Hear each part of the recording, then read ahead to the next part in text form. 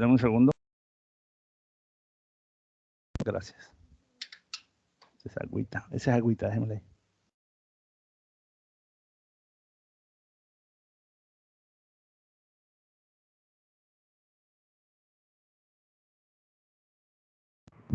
Profe, no se le escucha, profe.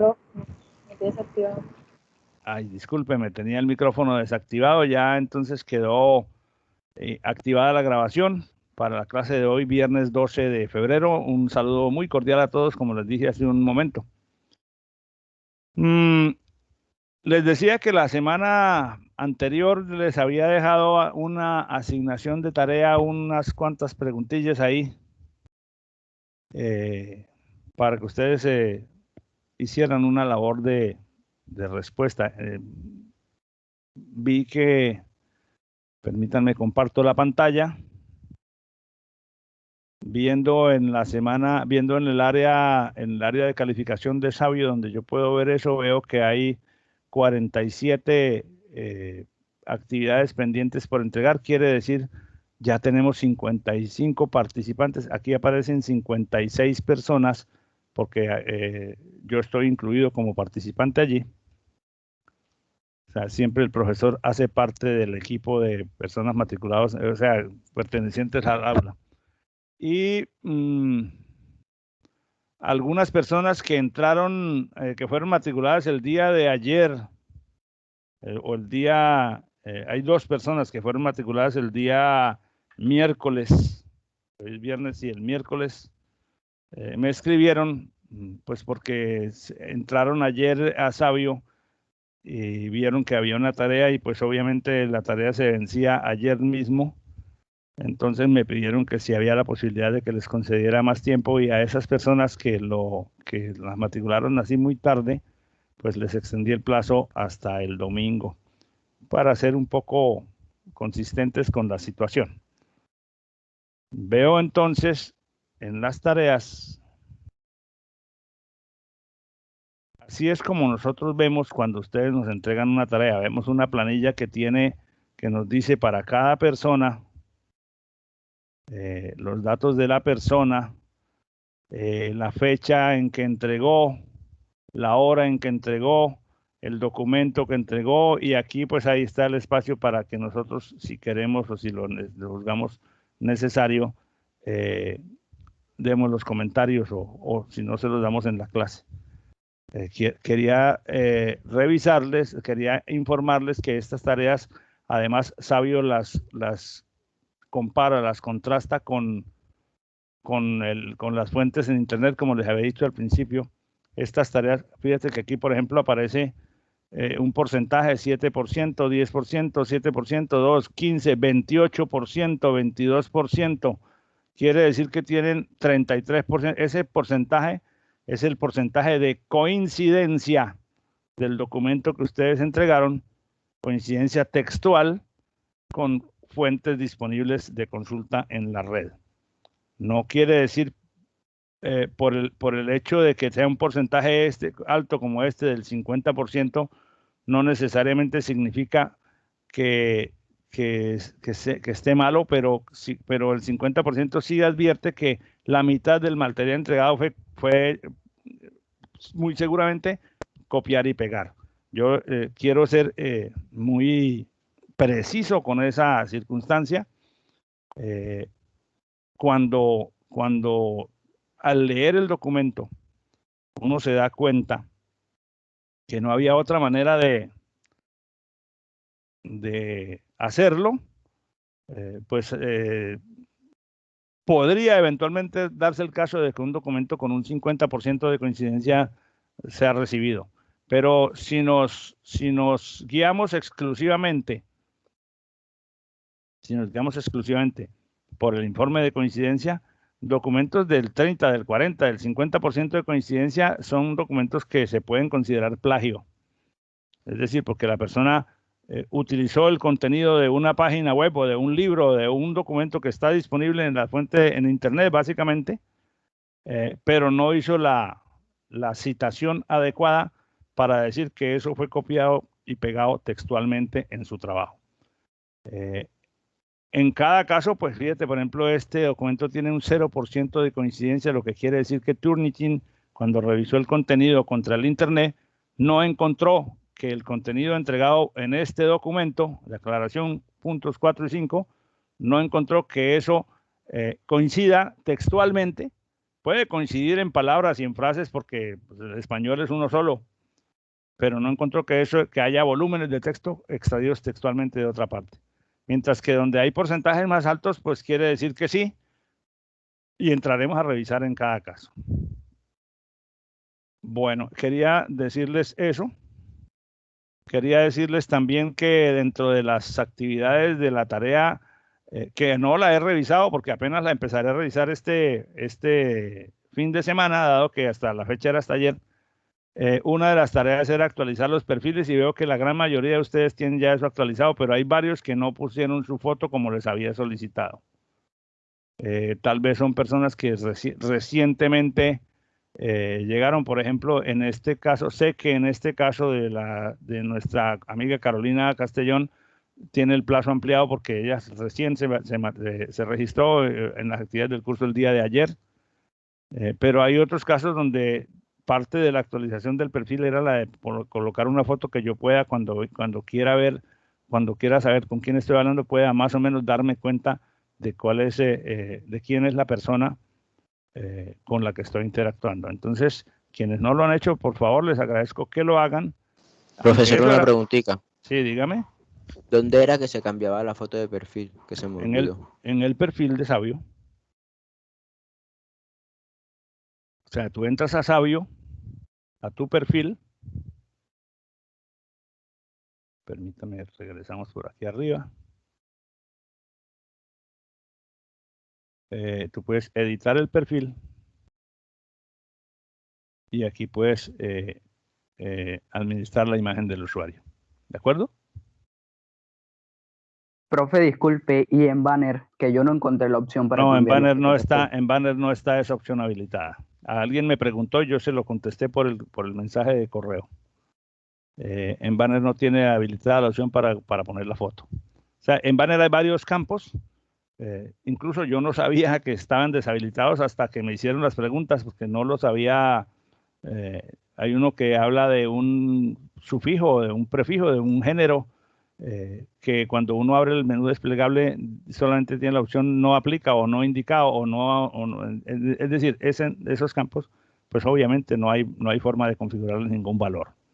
Pero sí me interesa tener muy claros los datos de contacto allí, es decir, es que puede haber, ojalá nunca suceda, pero puede haber necesidades de comunicación en cualquier momento por parte de la universidad. Entonces es indispensable que en banner ustedes tengan el correo que consultan, el teléfono que es. O sea, a uno a veces siente digamos, como cierto rechazo a poner algunos datos porque, pues porque a uno no le gusta que lo anden llamando y mucho menos cuando eso supone que le estén siguiendo la pista de todos sus pasos. Y eso lo entiendo y lo respeto. Pero en este caso, la universidad en primer lugar no hace uso de ese indiscriminado de esa información, sino para las comunicaciones oficiales. Entonces, si usted tiene ahí un correo que nunca consulta y a través de ese correo se le envió un mensaje, digamos, a todos los estudiantes del curso por alguna razón y usted no se entera, entonces es posible que se pierda de algo o que suceda alguna situación que podría no haberse dado. Entonces, es simplemente esa razón. Bien. Bueno, entonces abordemos un poco lo que está de lo que ustedes. Profesor, tenía otra preguntita. Dígame, esa es la idea. ¿El correo del banner y del Sabio debe ser el mismo? Preferiblemente, porque pues yo imagino que es el correo que tú atiendes siempre. ¿Por qué lo preguntas? No, por nada, que uno tenía uno diferente, ya lo cambio enseguida. Ah, ok. No, pues es decir, lo que realmente interesa no es la obligación de que sea el mismo. Lo que realmente interesa es que el correo que tú pongas en los sistemas de información lo utilices. El que tú pones en Sabio, o sea, la plataforma Sabio, es para comunicarte con tus profesores. Y digamos, y ese correo es el que cuando una persona cualquiera del Cuando una persona cualquiera que tenga los permisos razonables, voy a entrar aquí nuevamente al curso de seminario de Ingeniería de Sistemas y Computación. Permítame, comparto nuevamente. Cuando una persona, cualquier usuario entra, voy a quitar la edición. Entra y ve la página, ve esto que dice participantes. Entonces, al mirar participantes, ve las personas que están y ve los datos como el correo que tiene. Si este correo, por ejemplo, si yo quiero comunicarme con Andrés o cualquiera de tus compañeros, y aquí tienes un correo que nunca lo revisas porque se te olvidó cambiarlo o porque lo que sea, y alguien quiere comunicarse contigo dentro de las cosas de este curso, por ejemplo, pues te envía un mensaje y nunca lo vas a ver. De hecho, al final del día de hoy les voy a dejar otro chicharrón para que trabajen en equipo, y la forma de trabajar en equipo a través de los medios virtuales es reuniéndose y contactándose mediante las herramientas que ustedes, que les voy a mostrar, o las que ustedes tengan. Entonces, pues es importante que la información esté al día. En Banner, la información que está en Banner, Banner es el sistema de información oficial de la universidad. Permítanme, voy a aprovechar la pregunta para hacer unas precisiones que de pronto son de utilidad para todos. Cuando yo voy a entrar aquí a Banner y van a ver el banner, mi banner, que es con perfil de profesor y por lo tanto no tiene exactamente la misma forma de ustedes, del que ven ustedes, pues.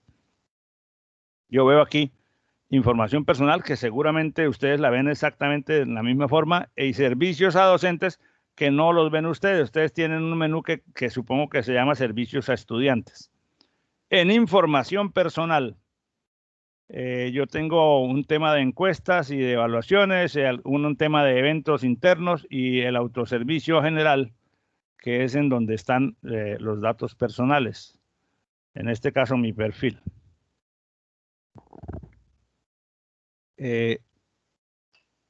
Pues hay que tratar al máximo posible de que la información que está aquí sea una información a través de la cual la universidad pueda contactarte oficialmente. Porque esta información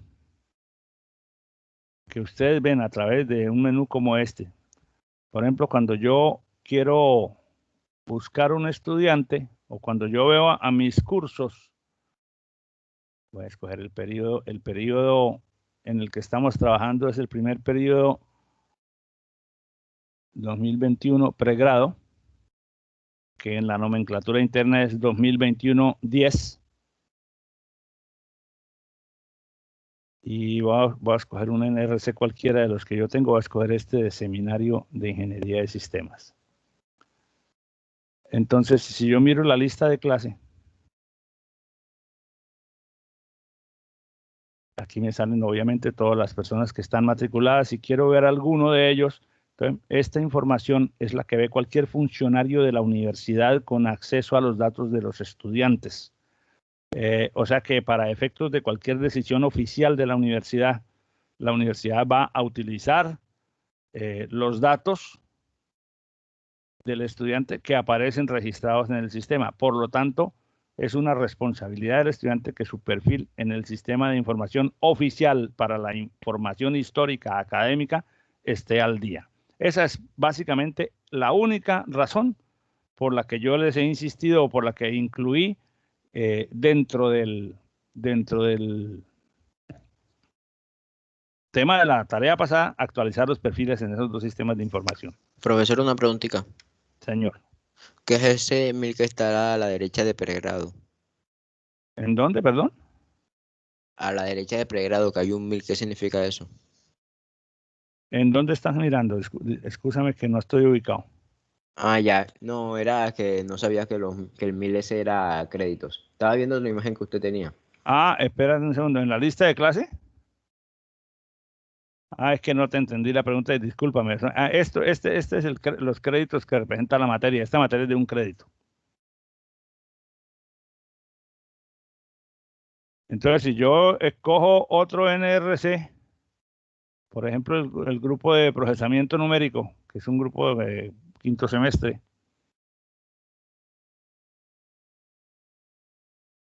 son 3 créditos. Esa materia es de 3 créditos. Y aquí está pues los datos de las personas que están en ese curso. Bueno, esa es, digamos, la visión como yo lo veo, como yo lo percibo. Pero la universidad tiene otra forma de acceder a toda esta información, que es un sistema, la cara interna del sistema de información Banner, la que usan en las profesionales de apoyo, la que usan en admisiones y registro, la que usan las dependencias administrativas de la universidad, que no necesariamente es a través de un menú como este, sino de una aplicación de software diferente, pero que accede a la misma información. Bueno, entonces eso era, digamos, lo correspondiente a los perfiles. Vamos a mirar. Vamos a hacer una serie, unos pequeños comentarios alrededor de los puntos que yo les había dejado como guías de la tarea. Permítanme, abro una diapositiva nuevamente.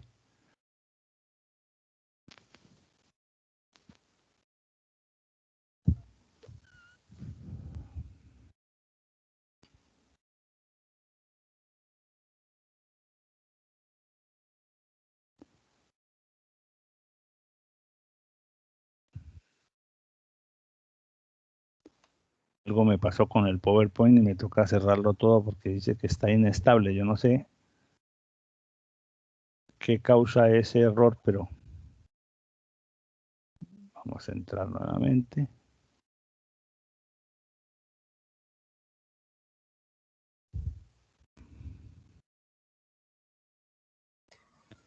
Una duda. Sí, dígame. Con respecto a lo que se estaba comentando acerca del porcentaje de coincidencia de los trabajos, ¿ese porcentaje siempre tiene que aparecer? ¿Siempre lo va a indicar la plataforma o Lo que pasa es lo hay siguiente. ocasiones? Te explico. Nosotros tenemos, esa no es una característica de Savio, esa es una característica de un software adicional que se llama Turnitin, se escribe Turnitin. Turnitin es una herramienta de software que se usa a nivel mundial para prevenir el plagio en documentos. Entonces es una herramienta que la universidad licenció hace algún tiempo y que la tenemos pues, al servicio de todos los procesos académicos. Entonces cuando uno crea una tarea en Savio, cuando yo entro a Savio y diseño los requerimientos de una tarea que le voy a poner a mis estudiantes, si esa tarea, por ejemplo, implica que el estudiante haga una investigación, resuelva lo que se le ponga al cuestionario y entregue un documento escrito, yo puedo configurar la plataforma Savio para que en el momento en que el estudiante suba su tarea, Savio se la entregue a Turnitin para que Turnitin la analice y después de haber hecho el análisis que puede demorar con cada tarea unos 15 minutos, 10 minutos, depende. Turnitin le devuelve a Savio un informe de respuesta que es el que representa ese porcentaje. Entonces, cuando yo reviso la tarea, al hacer clic en ese porcentaje me sale tu tarea, el documento de tu tarea, tal como lo entregaste, pero me sale con las secciones, con los párrafos que están copiados textualmente, resaltados en colores y me dice en qué página o en qué páginas está esa información textualmente. Entonces, cuando tú vas a citar información textual en un trabajo, debes aprender, es algo que ustedes tendrán que ir puliendo y que tendrán que ir desarrollando, debes aprender a que el trabajo que ha sido desarrollado por otras personas debe ser citado debidamente dentro del texto. En pocas palabras, si vas a copiar textualmente un párrafo que alguien escribió en otra parte, tendrías al menos que, como mínimo, ponerlo entre comillas y poner una nota de pie de página donde diga de dónde se sacó esa información. Hay unas normas técnicas para hacer eso que todavía no hemos estudiado en este curso. De hecho, cuando los académicos publican artículos en revistas científicas o en lo que sea, en algún medio oficial de investigación, lo hacen escribiendo el documento de acuerdo a ciertas reglas técnicas que se llaman, que hay varios esquemas. La más usual entre nosotros son las normas APA, que son unas reglas que dicen, como eran las antiguas normas ICONTEC para los trabajos en Colombia, hasta de qué tipo de letra y con qué espaciado y todo, cómo se presenta un documento y cómo se deben hacer las citas bibliográficas, las referencias bibliográficas, para evitar que el trabajo que tú sometas a la evaluación de pares externos sea calificado de plagio. Salvo que tú estés hablando de una cosa que es totalmente nueva, que tú te inventaste y que nadie más ha trabajado en el pasado, uno siempre acude a fuentes de información externa. Es lo natural, investigar, consultar la bibliografía, contrastar los distintos documentos y producir tu trabajo. Pero tu trabajo no puede limitarse a copiar de un libro y pegar aquí y decir que ese es tu trabajo, porque ese no es tu trabajo, ese es el trabajo del autor del libro. Tu trabajo es tomar ese texto, revisarlo, contrastarlo y dar respuesta a las exigencias de tu pregunta, de tu tarea, usando tu intelecto, usando tus propias capacidades. Somos muy dados y desafortunadamente digamos, el sistema de vida nuestro nos ha acostumbrado a que es más fácil copiar y pegar. Y realmente, pues sí, es mucho más fácil, pero en esa metodología la persona no hace el proceso intelectual que se supone que debería hacer, que es el de leer, entender, discriminar y poner la respuesta en sus propios términos. Y no, pues ya está listo, pues copio esto y pego y eso responde la pregunta que me hicieron. Y es correcto, responde correctamente. Muchas veces eso responde la pregunta que se te hizo. Pero eso es una cosa y decir que ese es tu trabajo es otra. Entonces, la intencionalidad de las tareas y de los trabajos de investigación o de consulta de bibliografía no es para que tú recojas información de otras partes y las pegues en un documento y le entregues como si eso lo hubieras escrito tú. Es para que tomes esa información de distintas fuentes, la contrastes, la revises, la sintetices y produzcas tu propia versión. Esa propia versión seguramente que va a tener palabras y frases y términos que son los mismos o muy parecidos a los que están en los libros, pero dependiendo de qué tanto la persona se limitó solo a copiar y pegar, está la diferencia entre si realmente hizo el trabajo o simplemente se puede catalogar como plagio. Lamentablemente o no lamentablemente, una cosa que no podemos perder de vista es que en Colombia y en muchas partes, esa tarea, esa actividad que la vemos ligeramente como la presentación de un trabajo, eso de copiar y pegar y entregar como sin haber dicho que lo copié de otra parte, eso se llama, ese plagio, porque el nombre correcto es plagio, eso en Colombia además es delito, está castigado por la ley. Entonces uno dice, ¿cómo así? Pero no me va a decir, ahora me está diciendo que me va a echar a la cárcel porque yo copié una vaina en una tarea. Pues no, claro que no. Pero podría llegar a ser que, por ejemplo, y han sucedido distintos casos en el país, que personas que entregan un documento, como por ejemplo una tesis de grado, donde necesariamente tienen que acudir a las fuentes de bibliografía para documentar el marco teórico de su área de investigación, no referencian la información correctamente y el autor de esos materiales podría interponer una acción legal, y han sucedido casos de estudiantes que a nivel de maestría incluso han sido expulsados de la universidad perdiendo la posibilidad de titularse por haber cometido plagio, por ejemplo, en su tesis de grado. Y además la universidad podría instaurar una acción judicial de carácter civil en contra del que hizo el plagio. Estoy pintando obviamente el escenario más grueso, más tenebroso que hay. En el caso de nuestra tarea, pues eso todavía no tiene ni mucho menos esa estatura, pero a medida que vayamos avanzando, yo voy a ser mucho más riguroso con eso. Entonces, este primer ejercicio que es, digamos, de calentamiento, nos va a servir como línea de base y entonces a cada quien, en caso de que sea necesario, le haré unos comentarios, le daré mis recomendaciones. Pero como les dije, a medida que ya vayamos avanzando en el tema, a medida que vayamos adquiriendo más velocidad, voy a ser más estricto con eso.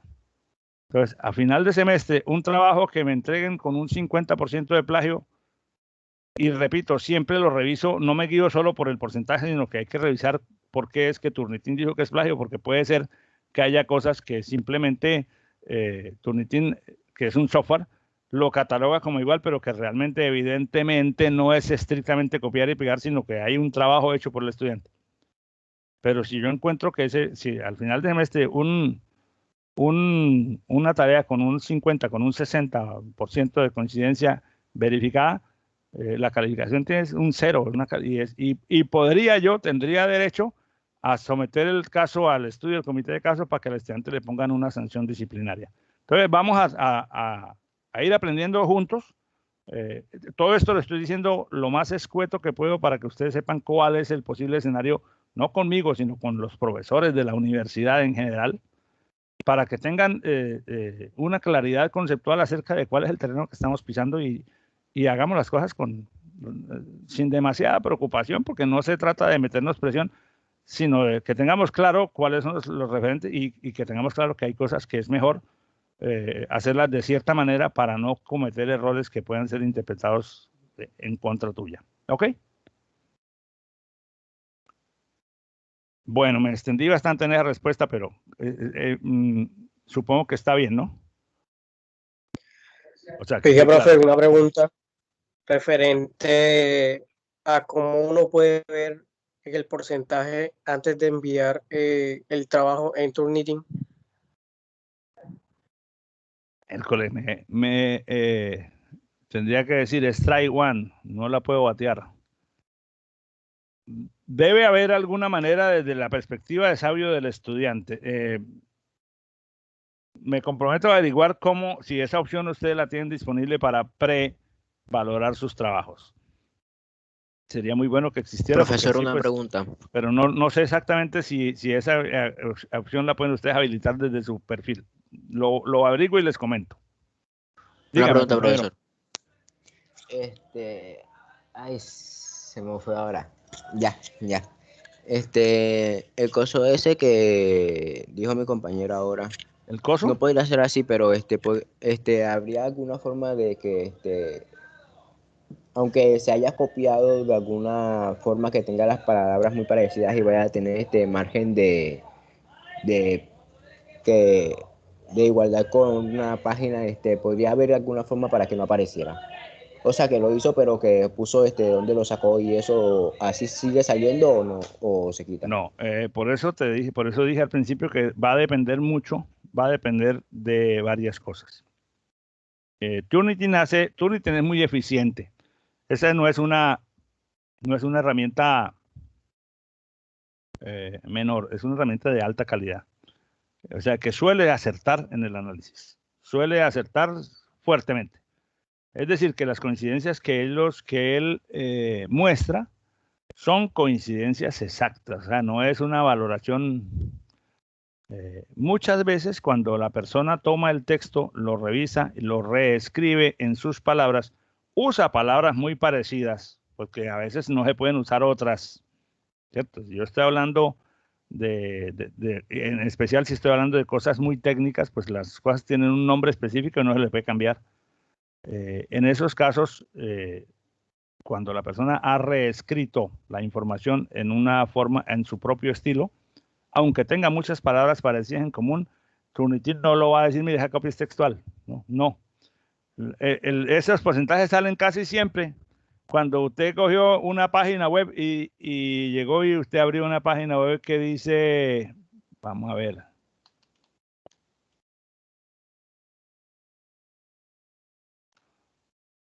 Entonces usted está buscando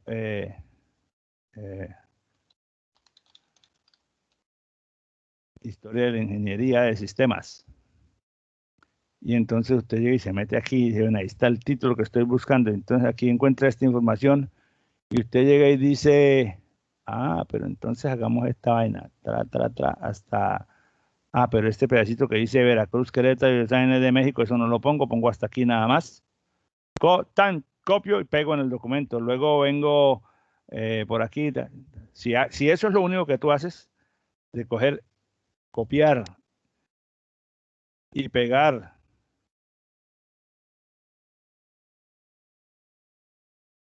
entonces no le pego el formato, va a pegarlo así. Entonces, si tú mandas este documento, Turnitin te lo va a sacar con el 100% de coincidencia. ¿Por qué? Porque no le cambiaste ni una coma. Pero esto que está diciendo aquí, si tú no quieres hacer un esfuerzo intelectual de escribirlo en tus propias palabras, sino que lo que haces es cambiarlas, diciendo, la carrera de Ingeniería de Sistemas, la denominación de la carrera de Ingeniería de Sistemas apareció por primera vez en el año 1950. La primera persona que lo mencionó fue Melvin Kelly. O sea, entonces, ese párrafo reescrito así va a salir con una coincidencia muchísimo menor y dependiendo de cómo escribiste tú el párrafo, por ejemplo, si tú lo que haces es cambiar cada frase por otra, ahí va a haber, el Turnitin va a encontrar un cierto nivel de coincidencia, porque eso no es escribir en tu propio estilo, es utilizar sinónimos para escribir el mismo texto con otras palabras. Pero tú puedes tomar la información y organizarla en un orden a tu criterio para responder el material que se te ha preguntado, pero sin tener que hacer el copy y pegue. O sea, eso implica más trabajo, obviamente, pero es que lo que pasa es que las tareas son para que ustedes hagan el trabajo. O sea, si no, pues simplemente yo le digo, envíeme la página tal, cópiale y péguele, envíale, pero eso no tendría ningún sentido. Entonces, si tú has usado parafraseo, cambiar palabras, frases, el nivel de coincidencia va a ser distinto. Pero incluso en esos casos, cuando uno no escribe, no copia y pega, sino que escribe en sus propias palabras, puede que le queden partes que Turnitin identifica como iguales a las de cierto documento, pero en ese caso, por eso dije al principio que antes de guiarme por el mero porcentaje, revisamos el contenido, porque la experiencia me indica que muchas veces hay porcentajes, documentos que tienen cierto porcentaje de coincidencia que vale la pena considerarlos como totalmente originales. Por ejemplo, en muchos contextos yo he tenido interacciones con otros grupos y profesores donde unos niveles de coincidencia inferiores al 20% son aceptados como razonablemente claros en cierto tipo de documentos, como los de las tareas. Entonces, pero si el documento presenta un 70% de coincidencias, ya digamos, el colorcito con que pone Turnitin, que va verde, amarillo, rojo, entre más rojo sea, hay más alarma porque seguramente que hay más coincidencia textual. Bueno, entonces eso eran los comentarios sobre ese punto. Cerremos este aparato que está sonando cada rato y concentrémonos en lo siguiente.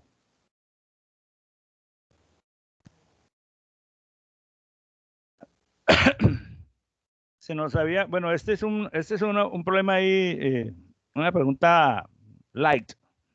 4 personas que van a estudiar ingeniería y dentro de su proyecto de vida cada uno de ellos sueña con hacer algo distinto cuando se gradúe como ingeniero. Pedro quiere montar una empresa para vender software. Montar una empresa significa que él no va a llegar a ser empleado, sino que tiene que estructurar el proceso, o sea, tiene que concebir todo desde el principio, ¿verdad? Tiene que arrancar desde una base pequeña y irla creciendo. Juan aspira a ser gerente de una empresa, o sea, él aspira a llegar a una empresa ya constituida en donde se desarrolle software, pero quiere ser gerente. Este señor que aspira a montar una empresa, seguramente que visiona dentro de su escenario futuro que él va a arrancar siendo operativo dentro de su empresa y a largo plazo, pues él será el dueño y tendrá gente trabajando con él, pero al principio, mientras la empresa crece, tendrá que hacer no solamente la parte gerencial y directiva, sino también la parte operativa, tendrá que producir el software para poderlo vender. Claudia quiere trabajar en nuevos lenguajes de programación utilizando inteligencia artificial. O sea, ella tiene una visión un poco más científica, ¿verdad? Y el papá de Luisa le ha dicho a Luisa que como él tiene una gran empresa de comercio, entonces ella lo va a ser la directora de finanzas de su empresa. Entonces va a estudiar ingeniería de sistemas, pero va a trabajar en finanzas. Lo cual no es incompatible, pero yo diría, si la meta es hacerse cargo a largo plazo de una organización en el aspecto financiero, la mejor decisión para esta muchacha no sería estudiar ingeniería, sino estudiar finanzas. Pero, ¿por qué? Porque además la empresa es una empresa comerciante, no es una empresa de tecnología. Pero bueno, así somos los seres humanos. Este ejercicio no tiene una respuesta única, no tiene una respuesta perfecta. Voy a poner a continuación, el resto de la información y como yo lo vi. Las 4 universidades ofrecen distintos grados de estructura en su plan de estudios. Por ejemplo, la Universidad B es bastante fuerte la Universidad D y la Universidad B es bastante fuerte en las asignaturas de la profesión, de la carrera.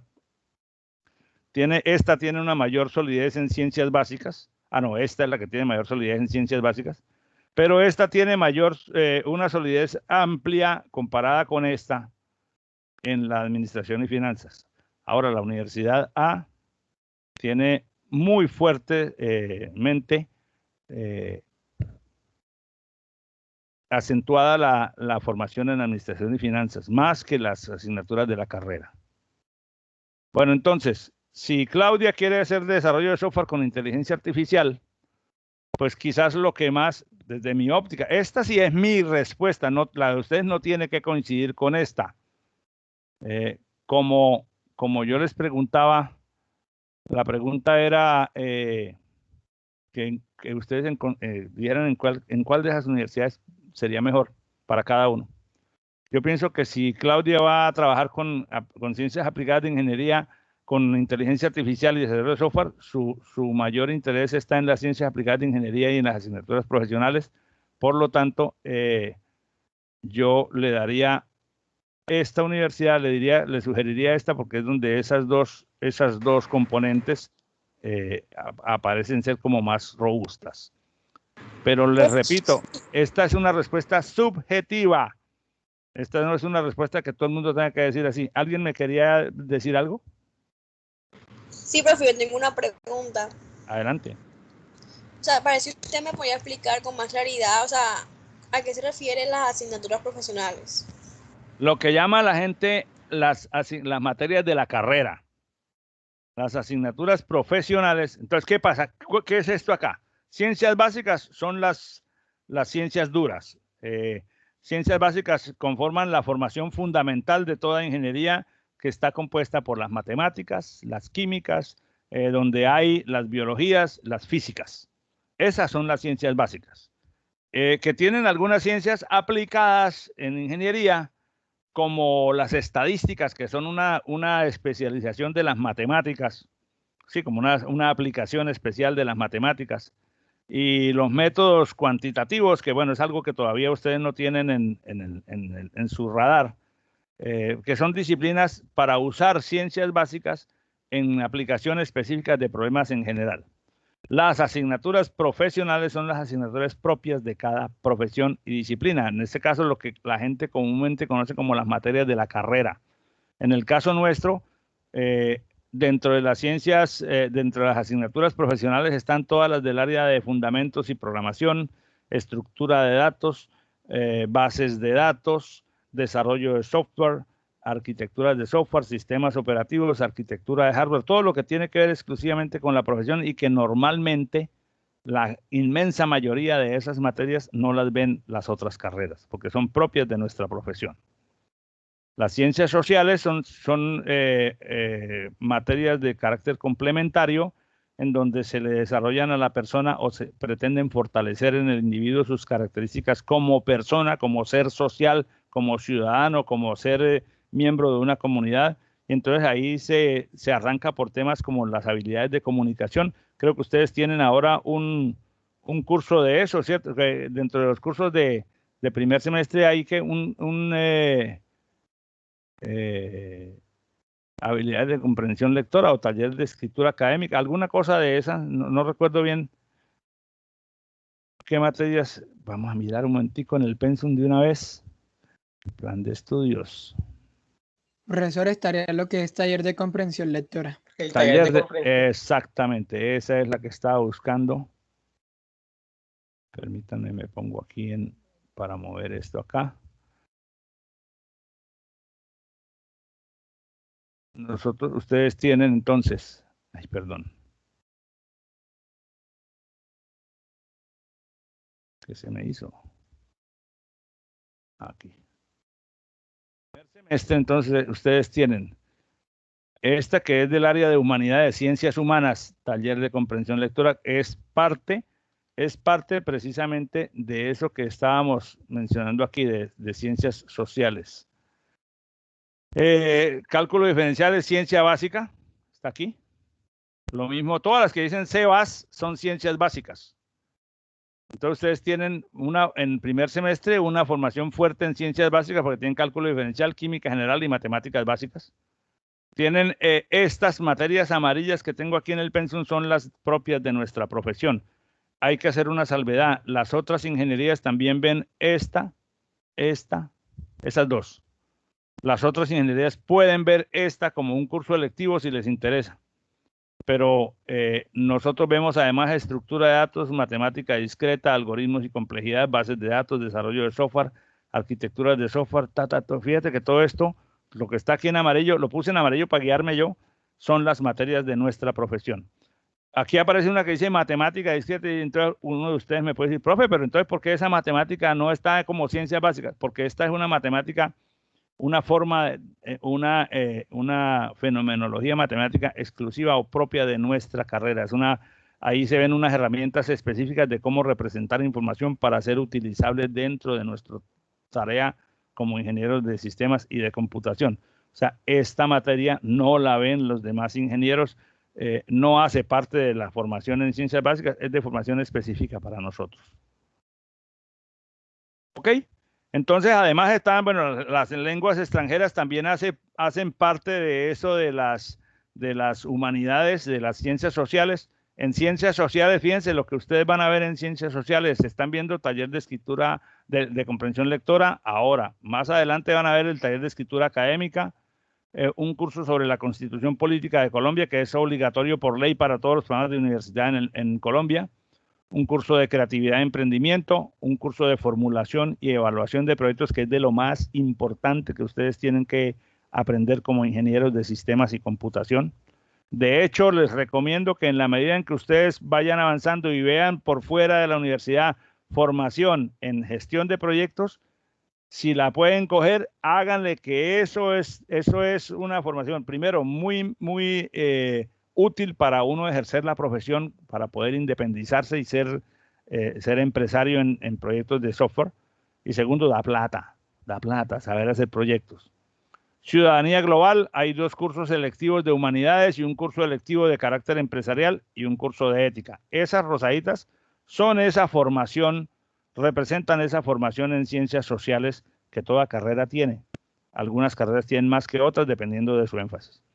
Y en administración y finanzas, pues son los cursos de carácter administrativo que están aquí básicamente, están metidas aquí. Bueno, yo tendría que decir que ahí hay esto de creatividad, emprendimiento, formulación de proyectos y la electiva empresarial serían la formación en finanzas y en administración.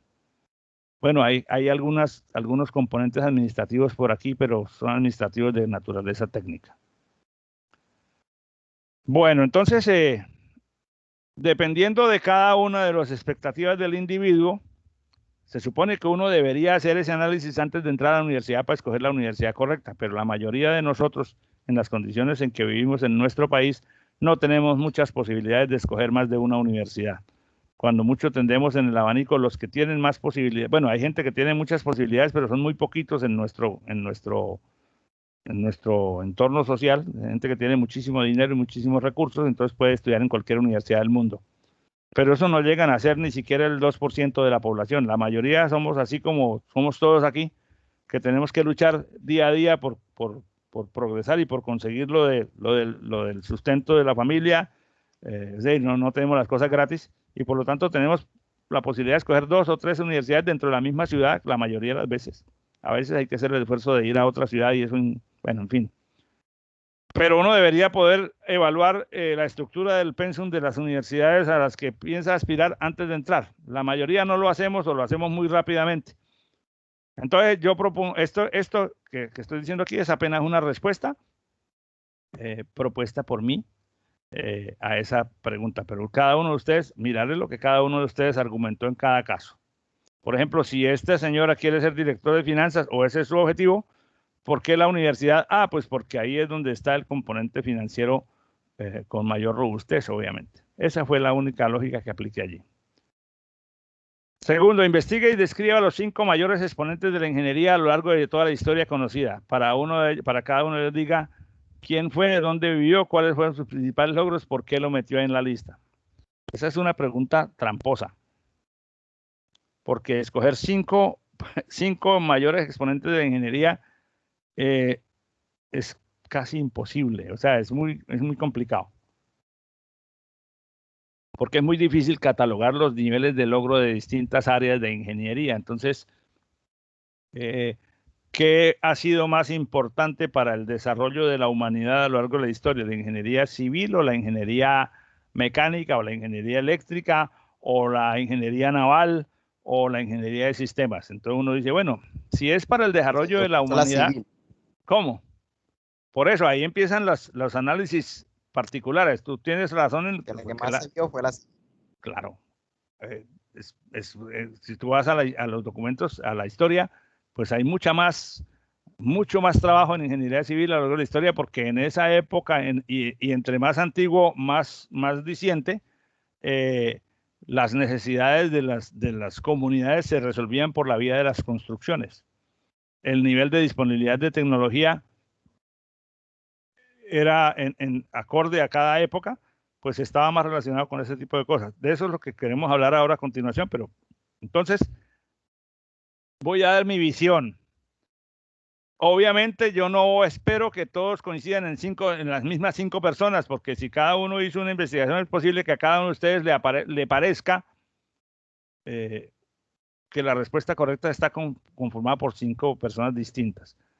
De hecho, yo puse aquí unos referentes, pero no me atrevería ni siquiera a decir que son los 5 mayores, lo más de resaltar, porque los que puse son todos de los últimos siglos y es muy complicado no incluir autores o presuntamente quienes hicieron tarea de ingeniería en las épocas más antiguas, pero cuyos nombres o cuyos logros no están completamente precisados por la historia. Entonces, por ejemplo, uno no podría desconocer una obra de ingeniería tan grande y tan monumental como las pirámides de Egipto. Que aún hacerlas, si alguien quisiera hacerlas hoy en día, tendría un serio problema con la tecnología de que disponemos hoy en día. Ahora, pensar en eso 5.000 años atrás, y quién dirigió eso, quién las diseñó, pues hay algunos datos, pero pues esa gente no eran ingenieros formados en una universidad como lo entendemos hoy, pero tenían su conocimiento y tenían lo suyo. Entonces, es lo que acabo de decir, hay muchas obras imponentes a lo largo de la historia, de muchas de ellas no sabemos exactamente quiénes fueron. Por ejemplo, ustedes han visto, no sé si alguno habrá tenido la oportunidad de visitarla, la Gran Muralla, la muralla china, porque es una obra protuberante, tiene 21.000 kilómetros de largo.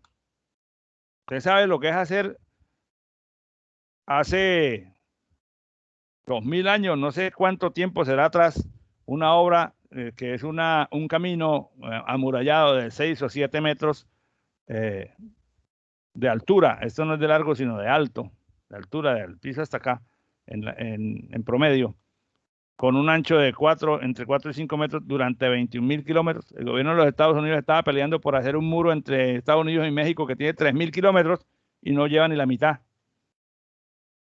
Bueno, hay razones políticas y razones de otro orden, pero esta es una cosa de destacar. ¿Quién la hizo? Bueno, se demoraron cientos de años porque la historia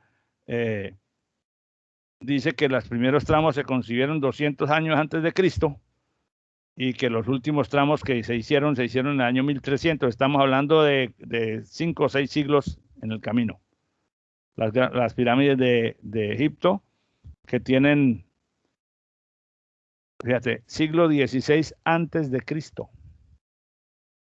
O sea que estamos hablando de 16 y 20, 21, un poco de años, ¿verdad? Con una precisión impresionante cuando se modela la pirámide al punto exacto donde arrancaba originalmente el muro, porque esto se ha ido degradando con el tiempo y se pierde lo liso de las superficies. La distancia entre las esquinas, entre las 4 esquinas, es casi idéntica en todos los casos. O sea, una precisión de medición bárbaramente exacta para haber sido hecha más de 30 siglos hacia atrás. Hoy en día tenemos cosas como la Sagrada Familia de Barcelona, que ustedes deben haberla visto, o si de pronto alguien ha podido ir a verla en sus vacaciones, una catedral gigantesca que se está construyendo hace más de 100 años. No han terminado desde que Gaudí empezó a hacerla en el año 1882 y todavía hay obras. El ferrocarril de la Siberia, una línea de ferrocarril que atraviesa todo el continente asiático desde Moscú hasta la costa en el Océano Pacífico, por allá en cercanías con Mongolia y con la China, con el Japón, frente a las costas del Japón, frente a las islas del Japón, que tiene 9.000, hoy en día tiene 10.000 kilómetros. Obras como el Canal de Panamá, que son 82 kilómetros para conectar los dos océanos mediante una tarea de ingeniería bárbara que fue hecha hace ya más de 100 años. Obras como las islas que hacen los árabes en Dubái. Esto pues es una isla, toda esta es una isla artificial, pero que contiene decenas de casas y edificios en cada una de las ramas y que la han hecho rellenando terrenos sobre la superficie del mar. Todo porque Dubái está anticipando el futuro como paraíso turístico, porque su fuerte, que es el petróleo, en algún momento se va a acabar. Entonces han hecho cosas como esta, también allá, el edificio más alto del mundo, el Burj Khalifa.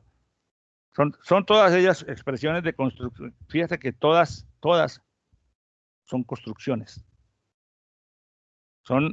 Cuando se habla de obras de ingeniería, lo primero que se le viene a la mente a la gente son las construcciones. Pero hay científicos y ha habido ingenieros en distintos campos del saber que presentan, que han hecho contribuciones interesantes, como Volta. Volta fue un italiano que hizo la primera máquina para transportar, para transferir, para llevar de un sitio a otro energía eléctrica. Ese, pues, es un logro muy, muy específico, menos visible que una catedral o que un puente o que la muralla china, pero a partir de la cual se inventó una cosita que se llama batería. ¿Y qué sería de nuestro mundo hoy si no hubiera baterías? Si no se hubieran inventado. Obviamente estaríamos en un nivel tecnológico muy diferente porque tenemos baterías en los celulares, en los carros, en los computadores personales, prácticamente en todos los artefactos de nuestra vida.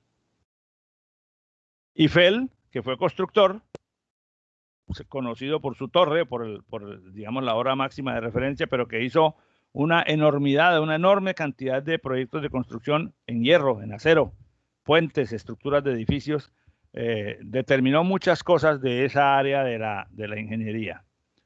Nobel, que fue un ingeniero sueco que hizo distintos tipos de trabajo, pero cuyo principal aporte fue la invención de la dinamita, los explosivos.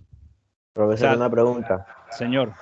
Él no fue que se suicidó porque la dinamita la empezaron a usar para sí, es matar. Que para allá iba. Es que resulta que antes de Nobel se manejaba la nitroglicerina, que es un químico explosivo, pero muy inestable. Si tú llevas un frasquito y lo sacudes, esa cosa explota. Entonces él logró sintetizar explosivos en forma sólida a partir de esos principios químicos para darle porque es que los explosivos tienen un valor enorme en las obras civiles, porque por ejemplo cuando tienes que abrir una cosa como el canal de Panamá y tienes que tumbar una montaña, o lo puedes hacer con máquinas y con pico y pala, o le puedes meter explosivos y en un solo instante mueves la cantidad de tierra que se requerirían muchos días o mucha gente o mucha máquina para moverla en un solo instante. Entonces, pero como los seres humanos tenemos esa característica, ese invento empezó a ser utilizado para armas de guerra. De hecho, pues hoy en día es una de sus aplicaciones fuertes. Y entonces él tuvo ese proceso y ese final. Pero él, entonces, en vista de eso, antes de morir, dejó construida una fundación con su plata para que esa fundación otorgara anualmente un premio muy especial a los científicos que en diferentes áreas como la medicina, la química, la física, la economía, la literatura, fueran catalogados como los principales desarrolladores, que son lo que conocemos hoy en día como los premios Nobel. Después agregaron el premio Nobel de Paz, pero inicialmente eran premios orientados a desarrollos importantes en las áreas de conocimiento.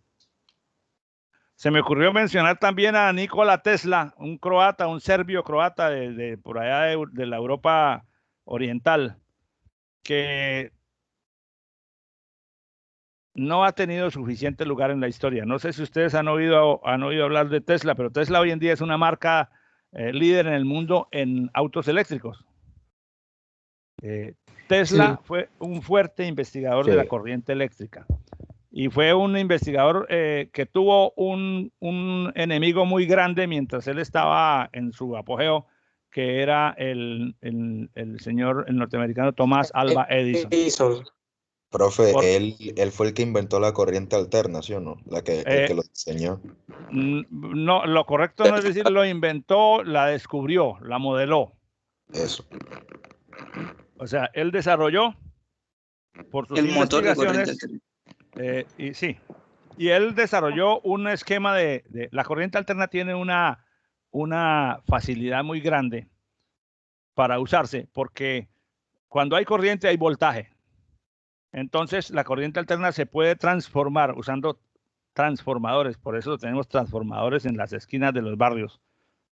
Para subir el voltaje, o sea, para elevar la tensión, ponerla y a través de alta tensión con muy bajos niveles de corriente, transportarla. Entonces, por eso se usan las subestaciones eléctricas que tienen grandes transformadores que reciben, cuando en la universidad, por ejemplo, la subestación recibe unas líneas de 33.000 voltios y la subestación tiene unos transformadores que la transforman a 110 voltios para distribuirla en el campus, pero para traerla desde Transelca o desde donde esté la energía, las torres que uno ve en las carreteras usan líneas de alta tensión a 66 kilovoltios, a 110.000, son líneas de alta, eso es lo que se puede hacer con la corriente alterna.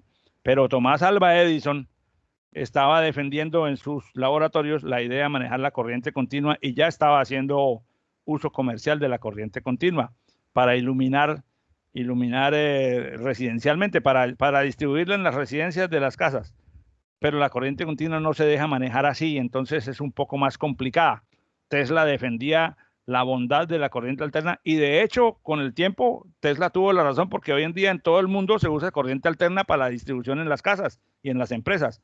La corriente continua la usamos en las baterías y en algunos aparatos como los computadores personales que se alimentan de corriente alterna, pero el conector de la corriente alterna tiene un aparatico que es el adaptador, que lo que hace es un transformador para transformar los 110 voltios en corriente continua y recargar la batería del equipo.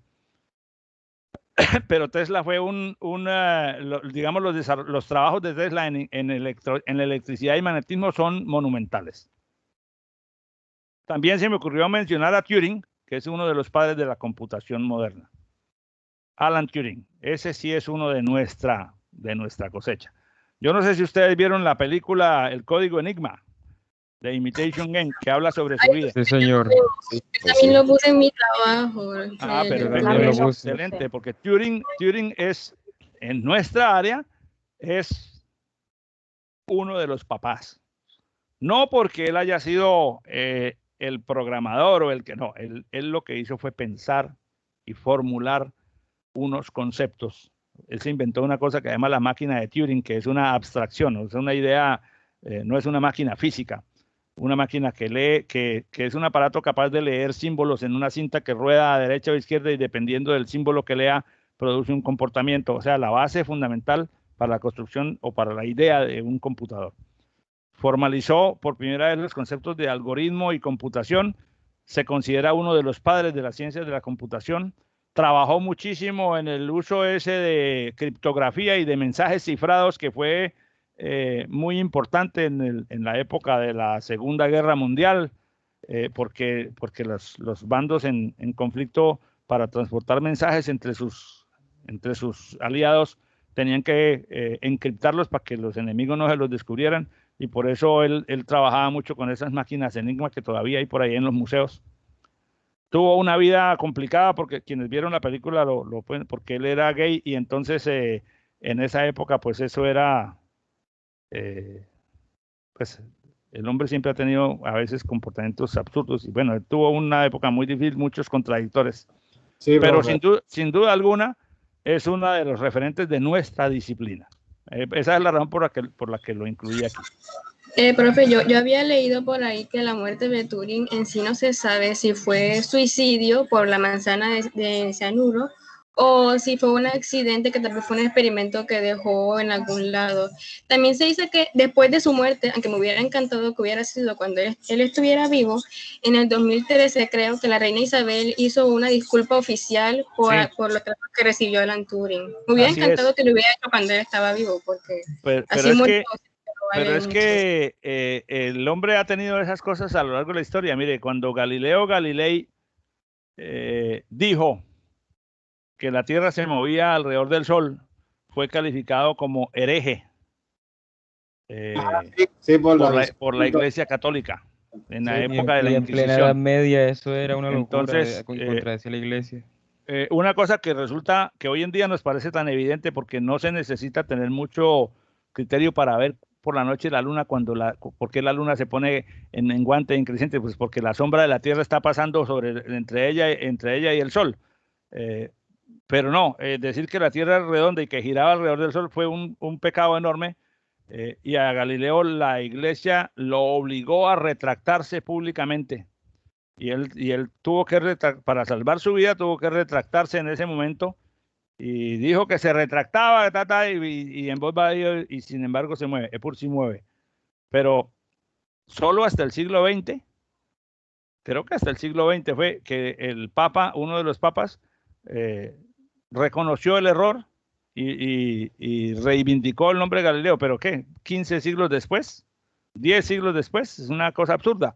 Pero nos pasa, a Turing le pasó algo así, con lo que tú referencias de la reina Isabel. En el caso de Turing, o sea, no lo juzgaron por sus ideas, sino más bien por su orientación sexual. Por eso, es que es una cosa, un problema de subdesarrollo mental que tenía la sociedad. Todavía la tenemos en muchos casos. Todavía hay mucha gente que rechaza, pues por distintas causas históricas, sociológicas, religiosas, que siente rechazo por una persona por el solo hecho de conocer que tiene una orientación o una preferencia sexual diferente a la que tiene la mayoría. Lo cual es totalmente natural y totalmente respetable, pero a veces somos un poco irracionales en hacer esas valoraciones. Profe, la verdad es que me parece injusto que, aunque Turing fuera una pieza clave para ganar la Segunda Guerra Mundial, tuviera un final tan triste como el que tuvo. Sí, esas son las paradojas de la vida. Cosas que uno dice, hombre, eso no debió pasar. Pero pues creo que nosotros lo que tenemos que hacer es aprender de eso, para tener mucho cuidado en cómo actuamos y en cómo valoramos las distintas cosas que están en nuestro entorno, para ver si gradualmente el grado de evolución mental de la sociedad lo podemos conducir entre todos a un estado de mayor desarrollo, de mayor racionalidad. ¿Quién me quería hablar? Yo, Martín. Sí, adelante, Martín. Profe, que me gustaría, no sé, hacer un aporte sobre otra persona que también, pues, tuvo un aporte importante que en la actualidad seguimos viendo, ¿no? Que fue Guillermo González Camarena, que fue un mexicano. Ese es un mexicano, ¿verdad? ¿Constructor? Sí, el de la televisión a color, y que inventó 2 sistemas de transmisión de señales de video. También pues es importante en la vida actual de nosotros, ¿no? Quizás por ser latino, la literatura le da menos relevancia, o no. Desafortunadamente nosotros, por vivir en el tercer mundo, tenemos que sufrir un poco eso frente a las grandes potencias que privilegian los desarrollos de sus gentes. Pero claro que sí, Camarena está muy bien posicionado. Fíjate que nosotros, por ejemplo, hay un colombiano cuyo nombre le fue dado a uno de los cráteres de la Luna. ¿Ustedes sabían eso? La verdad es que no. Fíjense en esos billetes de 20,000 pesos azulitos que había antes. Un tipo que tiene un bigote, se llama Julio Garavito. Julio Garavito Armero, ingeniero. Búsquenlo por ahí para que vean y él tiene unos desarrollos en astronomía y en ciencias de física. Y no recuerdo en este momento por qué, pero su nombre le fue asignado a uno de los cráteres de la Luna por sus desarrollos, por sus logros como ingeniero. El billete salía a la Luna, ¿verdad? Si no estoy mal. Es el billete de 20, no el de ahora, sino uno que es azulito. El viejo, sí, el viejo. Sí. Creo que sí salía a la Luna. Sí, el viejo. Entonces, la En el cara viejo que sale sale, la luma. pero el Sí, personaje que verdad, sale en la otra sí. cara del billete es el ingeniero Julio Garavito. No sé si por aquí de pronto aparezca. A ver, uno podría irse con el navegador. Profesor, Sí, dígame. y también de lo que decía el compañero sobre Guillermo González Camarena, Estados Unidos le quería pagar por el invento que le había hecho la televisión a color, pero él rechazó ese pago para que su país pudiera tener eso, que era México. Ese es otro tema que a veces causa que algunas personas o que algunos gobiernos actúen. Hay por ahí una historia en internet que yo no la he verificado, de un personaje, de un señor norteamericano que inventó, según la historia, hay que verificar, un motor para carro alimentado con agua. Y entonces dicen esas historias urbanas que hay por ahí en la red, que las grandes corporaciones petroleras le hicieron la vida imposible y le imposibilitaron patentar su invento, pues porque obviamente ¿sabe qué pasaría si tuviéramos por la posibilidad de tener carros que caminen con agua y no con gasolina? Pues todo el mundo tiene carros y lo puede tanquear yendo a donde haya agua, ¿no? Pero bueno, esas son cosas que suceden, que a veces gestos filantrópicos o gestos benéficos para la humanidad no tienen el suficiente realce o son opacados por otros por intereses comerciales. Mire este que está viendo aquí en la pantalla de Julio Garavito, que aquí dice astrónomo, matemático, economista, poeta e ingeniero colombiano. Fíjate todas las cosas, ¿no? Astrónomo, matemático, economista, poeta e ingeniero. Sus investigaciones en el siglo XIX elevaron el nivel de conocimiento nuestro. Aquí está la obra científica. Bueno, no vamos a mirarlo, pero el cráter lunar, este es el cráter Garavito, que fue bautizado con su nombre en honor a él. O sea que por aquí también hay gente buena, o sea, en todas partes la hay, pero a veces no la vemos o no la tenemos suficientemente caracterizada. Cerremos esto aquí.